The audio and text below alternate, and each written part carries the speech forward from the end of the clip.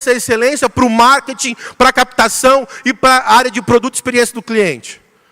Porque a gente olha muito para o desempenho em sala de aula, para a área pedagógica, e todo esse resto a gente faz do jeito que dá. E a gente acha porque nossas escolas estão cheias ou quase cheias, isso é ok. Não, não é ok. E na hora que o mercado sofre um abalo, você não está preparado. E aí começa a despencar o número de alunos. E aí vem o desespero. E aí a gente começa, troca sistema de ensino, e troca professor, e troca tudo, troca. E aí não está o problema. Então, a excelência em tudo. Vamos lá. Aquisição versus retenção. Por onde começar? Por onde começar? Atrair novos clientes ou reter os atuais? Gente, imagina que esse copo tivesse furado. E a gente ficava colocando água aqui dentro. Quando que ele ia encher? Você ia dizer o seguinte, quando a quantidade de água inserida em cima fosse maior que a capacidade dos furos. Legal. É assim que você lida com os recursos da sua instituição? Está tudo bem os furos jogando aluno fora todo dia porque você capta mais do que você perde? O quê? Você não capta mais do que você perde? Ficou pior para você. O que eu quero dizer com isso? Não adianta você estruturar a sua estratégia de growth, mapear e ter essas áreas muito bem estruturadas, se você não se preocupar primariamente com a retenção. Por isso que a área de experiência do cliente e desenvolvimento de produto e serviço, ela é tão importante. Porque ela precisa se conectar a todas as áreas da sua escola. E óbvio que eu estou aprendendo muito sobre escola. E eu estou aprendendo um negócio sobre conselho de classe. Eu gosto de conselho de classe agora. Eu nem sabia como funcionava. Mas agora eu sei. E os meus professores sabem que eu sei. E isso é maravilhoso, gente. É um lugar maravilhoso. Por quê? Porque você consegue construir cultura. Você consegue construir cultura. Retenção é uma responsabilidade do porteiro até o mais antigo professor da instituição. Por quê? Porque envolve o bom cumprimento da nossa missão como instituição. Se o seu aluno está indo embora, aconteceu alguma coisa. Pastor, mas eu faço as pesquisas. É problema financeiro. Presta atenção. Na organização financeira familiar, ele está tomando decisões de corte, se ele tem um problema financeiro. Por que que a educação foi um corte que ele achou salutar fazer? Eu sei que tem casos que não tem jeito, mas a gente precisa refletir sobre isso. Nenhum negócio, nenhuma instituição pode ter uma retenção ruim. Vai voltar para a sua sala?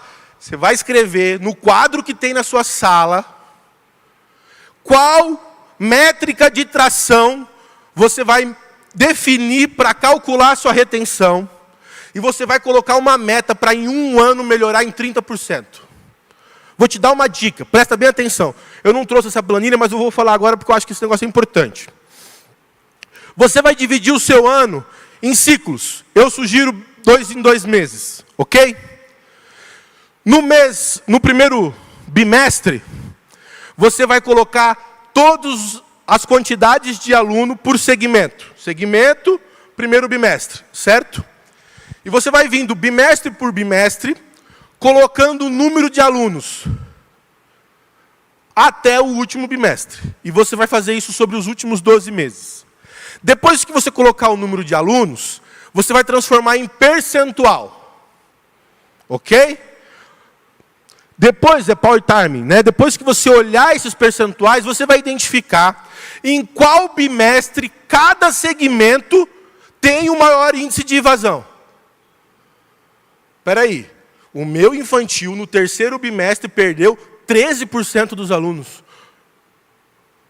Estudo de caso. O que aconteceu, Eulene? Deve ter professor mordendo aluno, não é possível. 13%? E aí você começa a trabalhar de maneira estratégica. Estudo de caso, plano de ação, melhoria, teste. Volta lá, faz de novo. Essa planilha, a partir de hoje, tem que passar a fazer parte da vida do gestor.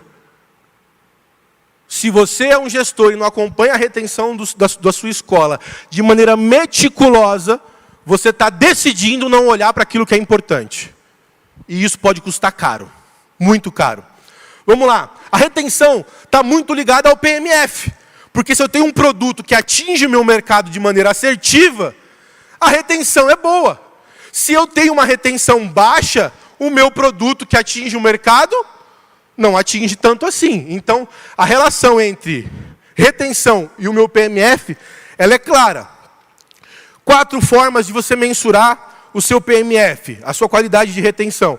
Eu trouxe uma, mas existem outras. Essa é a que eu uso, tá? A que eu trouxe. É a que eu gosto de usar, porque para mim é um painel que eu consigo acompanhar ao vivo.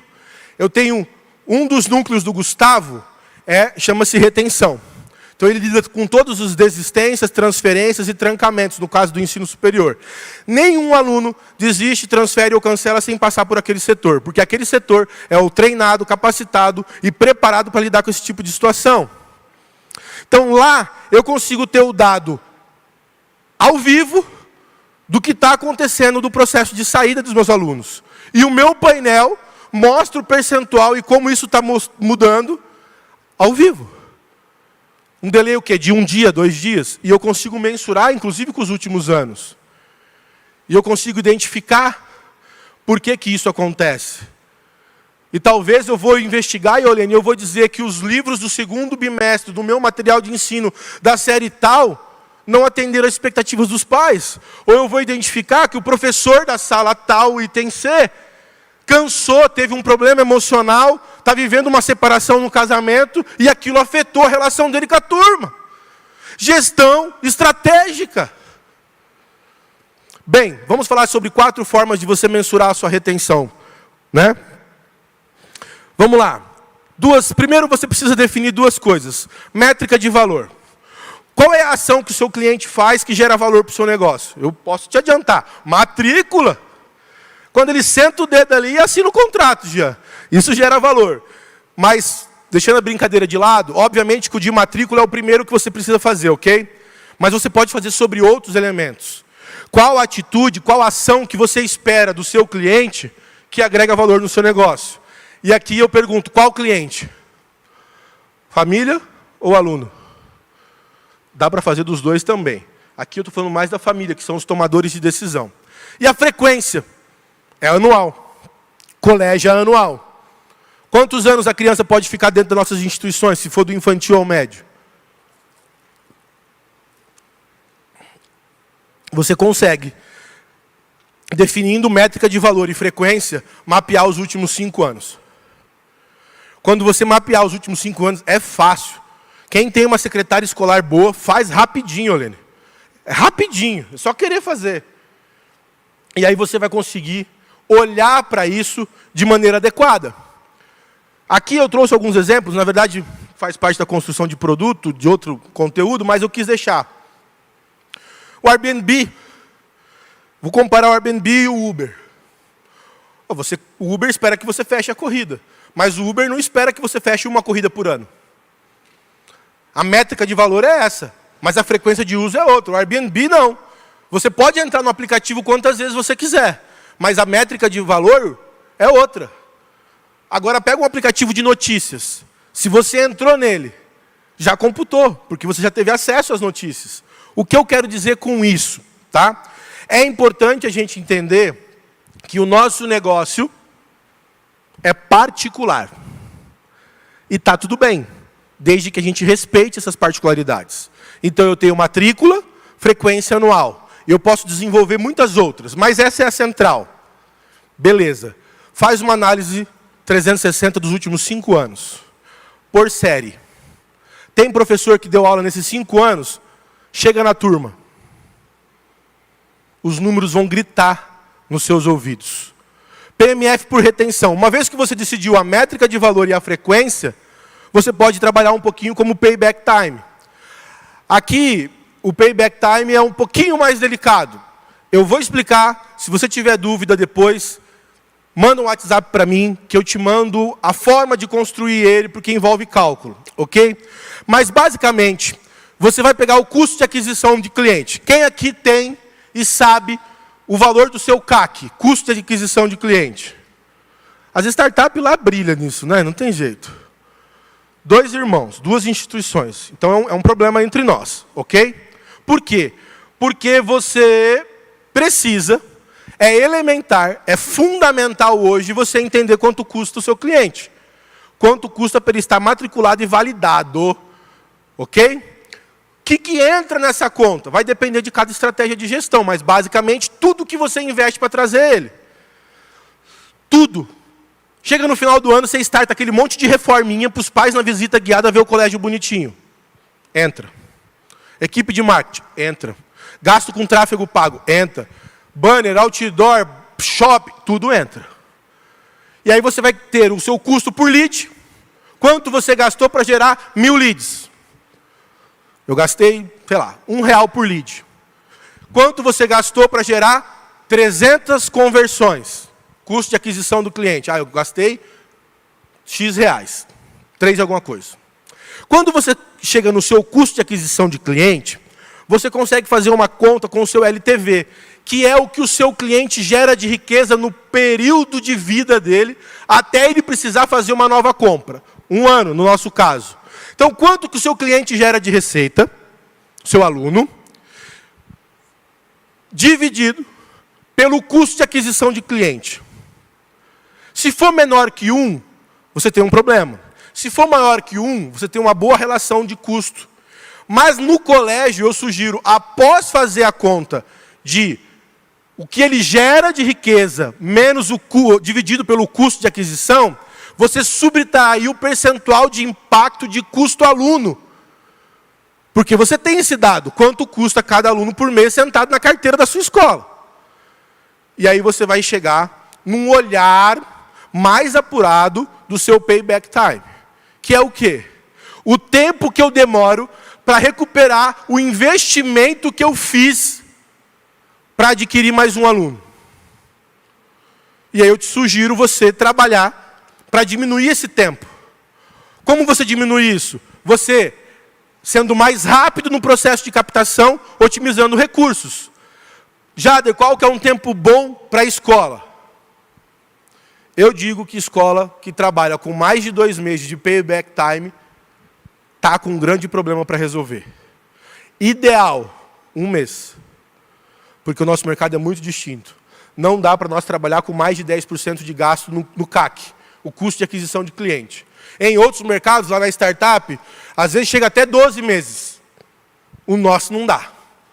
O chicote estrala antes para o nosso lado, se o nosso custo de aquisição de cliente não for adequado, porque isso está ligado à retenção. Não está, claro que está. Você gastou 1.000 para adquirir um cliente, ele ficou 2 meses. Quantos por mês você gastou? 500. Se ele ficou 12 meses, muito mais barato. Então a sua retenção está diretamente ligada ao seu custo de aquisição de cliente. Precisa olhar isso. Retenção, análise de retenção que eu estou falando, MHS e NPS. Eu vou falar muito rápido sobre isso, tá? Nós estamos muito acostumados com o NPS. Quem conhece NPS? Quem conhece MHS? Bem, NPS vai medir de maneira direta a satisfação do seu cliente. O MHS não. Ele vai medir direta o quanto o seu serviço impacta o seu cliente. E aqui eu quero deixar um desafio.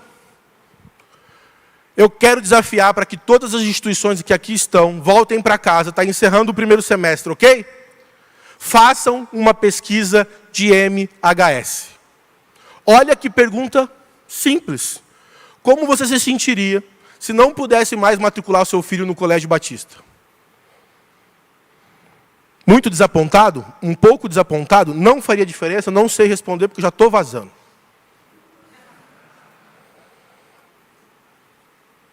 Planilha isso.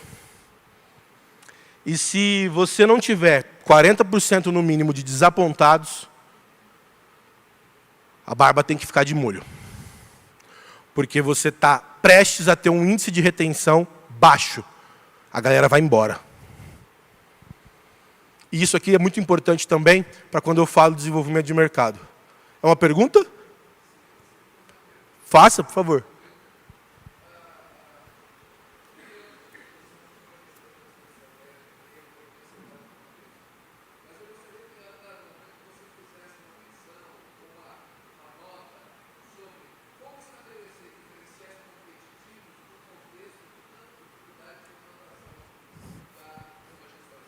Maravilha. Diferenciais competitivos versus as dificuldades da gestão estratégica. Eu acho que daqui a pouco eu vou começar a conectar com essa pergunta sua. Aí eu dou mais evidência para ela. Mas diferenciais competitivos é essencial nesse processo, onde eu quero que vocês saiam daqui com o desejo de implantar growth, gestão estratégica de crescimento. Ou não implantar, mas olhar para isso de maneira intencional, porque você já faz isso de alguma forma, né? Então, o MHS vai falar muito sobre o impacto do seu serviço na vida do cliente. E se esse impacto está afetado, você vai ter a médio prazo dificuldade na retenção. É fato. É olhar com frieza para aquilo que está acontecendo. NPS é um pouco diferente, você está trabalhando na satisfação. E aqui tem muito conteúdo sobre NPS. Aí eu vou dizer aquilo que eu falei lá no começo. NPS é o BH, gente. NPS é o básico. Se você não monitora o NPS das suas instituições sobre todos os atendimentos, você está num ponto... Você tem um ponto... Como fala no retrovisor quando não aparece? Um ponto cego. Porque é o seguinte, Eulênio. Eu tenho atendimentos em quantos touch points na minha instituição? Quantos lugares dentro da sua escola atendem famílias? E de quantas formas? E alunos? Quantos desses canais você avalia a qualidade de atendimento? Bem, posso falar do nosso, que é sobre o atendimento via WhatsApp. Esse é monitorado em todos os setores, porque é uma ferramenta só, né? Nós começamos o ano muito próximo de 5. As famílias irritadas, se adaptando a uma nova ferramenta, muita dificuldade, os pais querendo nos pegar pelo pescoço, aquela coisa, não sabe usar, não sei usar, por que é isso, por que é isso. Bem, hoje nós estamos muito perto de 10. São raras as notas baixas que a gente tem no nosso NPS de WhatsApp. Mas eu só pude tratar os problemas daquele canal porque eu tinha mensuração dele, da satisfação. Então é importante, tem que ter intencionalidade, né? Por que que eu sugiro começar pelo MHS? Porque o MHS ele vai tratar muito mais sobre o impacto do seu produto primeiro, e não a satisfação. Primeiro o quanto ele impacta, depois o quanto ele satisfaz. Eu vou mandar a apresentação, eu sei que vocês estão tirando foto e às vezes eu fico assim. Um exemplo básico, né? O NPS do Itaú é maior do que o Nubank. Mas o MHS do Nubank acho que é quase 4 vezes maior do que o do Itaú.